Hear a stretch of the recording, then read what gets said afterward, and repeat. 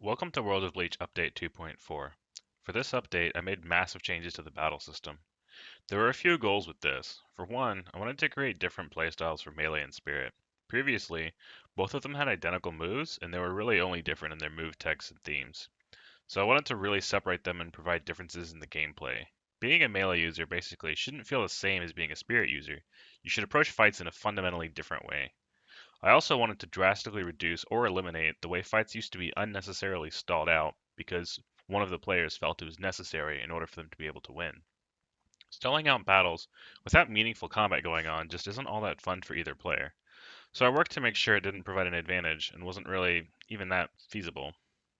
Finally, I wanted to make combat itself more interesting and engaging.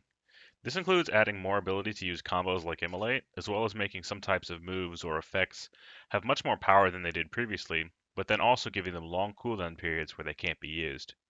This makes those moves something both players can fight around. If someone used their most powerful ability and didn't kill you with it, you know they can't use it again for several turns, so it opens up for you to go on an attack during that time. Overall, this should reward players for careful use of their moves and anticipating their opponent's moves so they can play around them or even counter those moves. To start, let's try the new battle system in some AI battles. When you fight an AI in the arena, the desert, or even the human Central Park and Karate Dojo, the battles now take place on a smaller version of the grid. In combat, there are now two stages to your turn.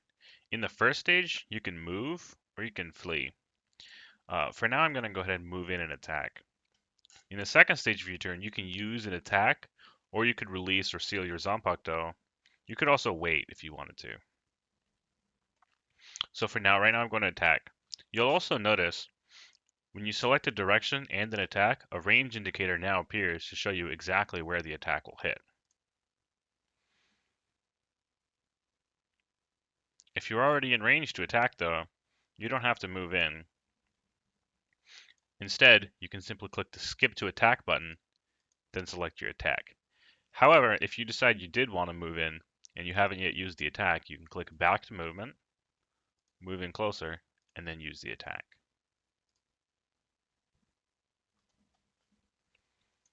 On the equip page, you'll notice a few things. First, you can now equip abilities using a drag and drop interface. Just click and hold on the bar of the ability you want to equip and drag it to a slot.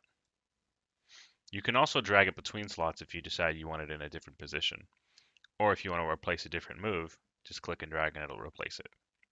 Alternatively, or if you're on a touchscreen device, you can just click the equip button here and then click the slot that you want it on and it will equip. After you do that, don't forget to click the equip abilities button to save your changes. Below, down here in the move information, you'll notice the list of abilities is now sorted by rank, and each ability now shows the power and the cooldown. Power is the attribute on an ability that determines the damage. So an ability with 10 power, for instance, will do twice as much as one that has 5 power. Some abilities have lower power in exchange for having a higher effect, so just because an ability has less base power doesn't always mean it's less useful. Look at the effect and consider it in combination with the power of the ability. For instance, this move has a power of 9, but it has 35% residual for 3 turns. If you add all that up, it means the end damage of the move is going to be almost double this number. Cooldown, which you can see here, is the number of turns after you use an ability where you can't use it again. So for this move, 3 turns cooldown means after you use it, you have to wait 3 turns before you can use it again. You can use other abilities during that time frame though. I've added a new stat to the game called Reiryoku skill. You can find this on your profile right here. I've also changed some things about the way high speed movement skill, also referred to as Shunpo or Sonido skill works, as well as speed. Speed no longer has an effect on how many squares you can move in combat. How many squares you can move in combat is now solely determined by your high speed movement skill. High speed movement skill now also moderately increases the damage that melee abilities do. The new Reiryoku skill stat boosts the range of all of your abilities, and it moderately increases the damage that spirit abilities do. The new grid for PvP, Kyoto Underground Arena, and boss fights has increased in size from 13 by 11 to 19 by 15, although it actually takes up less screen space than the old one. Natural obstacles now spawn in random places on the map at the start of the fight. They work like barriers. You can't move through them without teleport, and they also block quite a lot of damage. Although with enough effort, particularly with Dissipate moves, they can be cleared. Melee users can now move farther and have higher damage abilities than Spirit, but they have lower range. Melee users also no longer have area residual attacks, although they do still have barriers, and they now have a pull effect. As a melee user, you want to press the attack and get in close to hit your opponent with your high damaging abilities. Which specialization you choose also has a larger effect on how you fight now. If you choose the aggressive melee specialization, you will get a 15% offense boost whenever you move closer to your opponent, as well as 10% dual resist. If you pick melee defensive, you'll get 25% dual resist every time you move closer to your opponent. And if you pick melee balanced, you'll get a mix of both. You get 10% offense boost and 15% defense boost every time you move closer to your opponent. Non-melee specializations, including all spirit and all balanced damage type, get 10% defense boost whenever they move closer.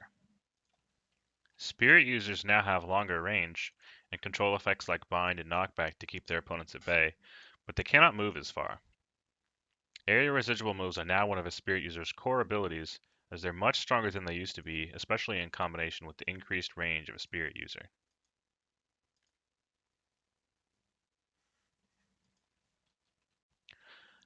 As a spirit user, you want to try to keep as much distance between you and your opponent as possible. If you're fighting a melee user, they usually have more damage but lower range. So if they get in close on you, they will outdamage you.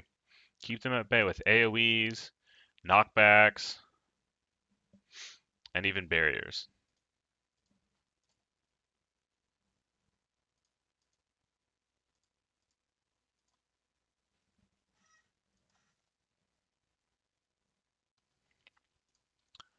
There have been several changes to the way that certain effects works. For instance, heal now applies as an instant burst rather than a slow over time. So if you take damage and need to heal up, you can very quickly do so by selecting your heal move. And you'll see it heals about half of my health. So it's very useful for healing an instant burst and preventing yourself from dying.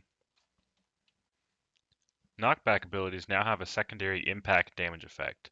When you knock someone into a wall, a barrier, or a natural obstacle, they will take extra damage based on the number of extra squares they would have flown if they hadn't stopped. This damage is unique in that it's based on their maximum health, 5% per square they would have flown. It's not affected by their defense or your offense. However, it can be reduced by resistance effects or increased by weakness effects. You'll notice it here when you see the impact damage. A new combo-based effect called Immolate has also been added. Immolate works by converting all remaining turns of residual damage effects on the target into an instant burst, and increasing the damage based on the number of residual damage effects multiplied by the Immolate effect amount.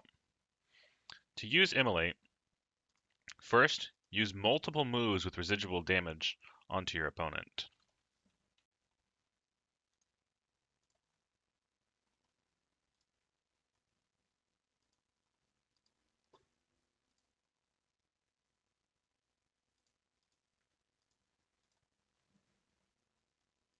Once you get multiple residuals stacked onto your opponent, you can activate your Immolate to burst it all into an instant burst.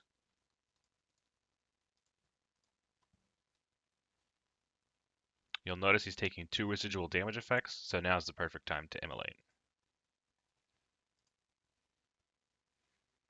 The Immolation spikes quite a bit of damage. This increases even more at higher levels, where the Immolate effect amounts are higher. But as you can see, it vastly outdamages what he's able to do to me. The best residual moves to combo into an Immolate are usually moves with higher amounts of residual, up to 100%. That doesn't mean they do no initial damage, but they do just as much damage each turn in residual as they do in their initial damage. This shop move you can see, for instance, has 65% compound residual, so this is a very good move to use into an Immolate combo. Compound residual moves also work particularly well with Immolate due to the fact that their residual damage automatically increases with each turn, which somewhat negates the fact that normally you're using up your residual damage each turn by stacking up other residuals into the Immolate.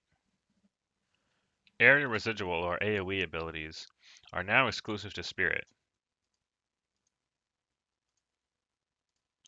Due to the way that players can move before attacking, AoE abilities initially during testing weren't that effective, so they've been changed. Each square of the AoE now has the full resilience, and it's no longer divided by the range or width of the move, like it used to be. This makes AoEs very effective at soaking up damage. When someone comes in and attacks you,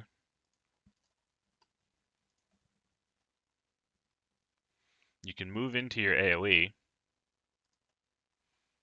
and prevent much of the damage they could do. You'll notice when my opponent attacks, the attack really isn't all that effective. It's able to break some of the other AoE that was already weakened, but it can't even break the same square I'm standing on. This gives me chances to use boost moves and charge myself up for the fight. However, there is also a counter move.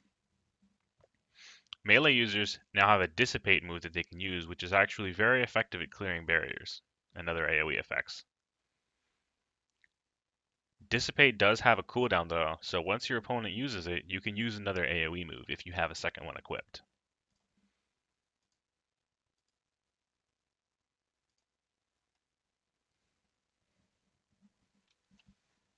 A few core boosts have been removed from swords. Heal, stamina regen, spirit energy regen, and movement cost reduction have all been removed. These boosts were forcing the people who had them on their swords to stretch battles out in order just to make full use of them, which was making the battles pretty unfun and frustrating for their opponents. A few new boosts have been added to give users more options, however. Melee penetration, or its corresponding spirit penetration, provides an effective counter to people who have resistance boosts in their swords. Penetration allows you to ignore enemy resistance up to the amount of your penetration effect. So for instance, if you have 50% penetration and your opponent has 60% resist, you will ignore all but 10% of their resistance. There are also 3 other new boosts that apply their effects when you hit your opponents with any non-AoE attack. Weakness, nerf, and residual damage. To start with weakness, weakness applies a 1-turn weakness for the effect amount. Melee or Spirit nerf, correspondingly, applies a 1-turn offense reduction for the effective amount. Residual damage applies it for over 2 turns. It's based on the power or damage of the ability you use, which means it'll be more effective if you use a pure damage move. This is particularly useful for ampling up Immolate combos, due to the way that Immolate combos are boosted by the number of active residual effects on the target. So while normally you might only use 2 moves, if you have a residual damage boost on your sword, you will automatically have a third.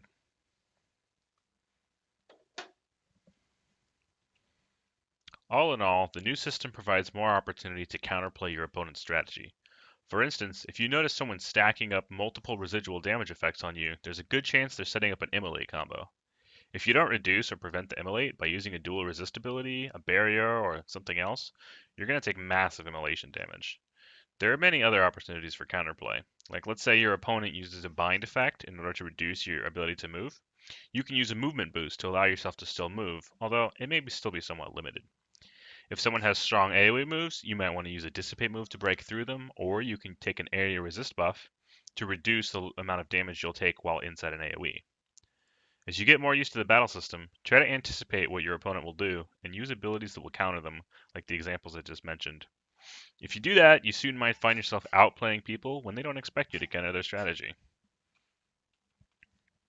That's about all for now. I hope you guys all enjoy the new update. And as always, if you have any questions, you can submit them in support requests, ask an admin in chat, any of that. Thank you all for playing WoB.